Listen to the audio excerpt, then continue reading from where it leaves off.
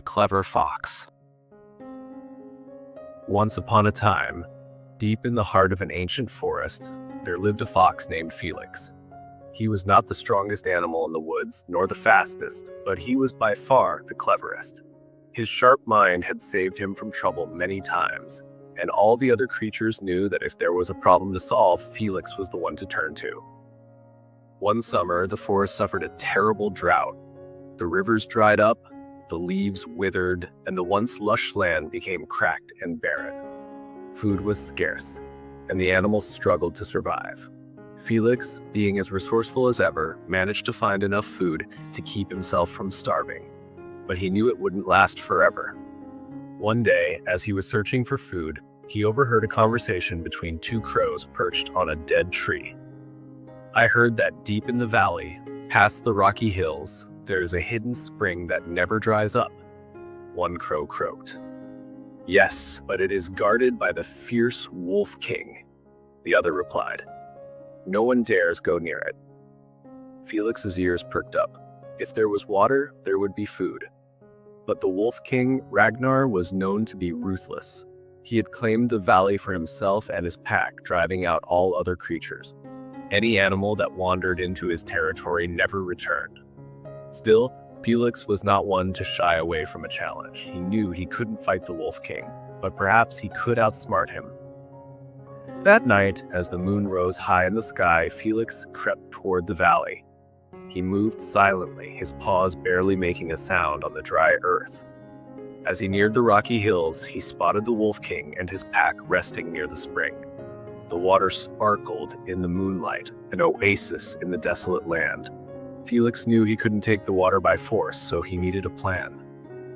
He sat behind a bush, thinking carefully. Then an idea struck him. The next morning, Felix ran through the forest, spreading a rumor to all the animals he met. "Have you heard?" he said to the deer, the rabbits, and the birds. "The Wolf King is hiding a great treasure in his valley." "A treasure?" the animals asked, their eyes wide with curiosity. "Yes. A chest full of gold and jewels buried near the spring. That's why he won't let anyone near it."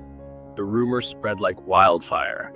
Soon, even the wolves began whispering about the treasure. Some doubted it, but others wondered, what if it was true? Ragnar, the Wolf King, heard the rumors and laughed. "A treasure?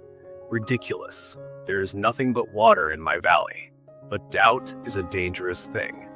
As the days passed, his own wolves started questioning him.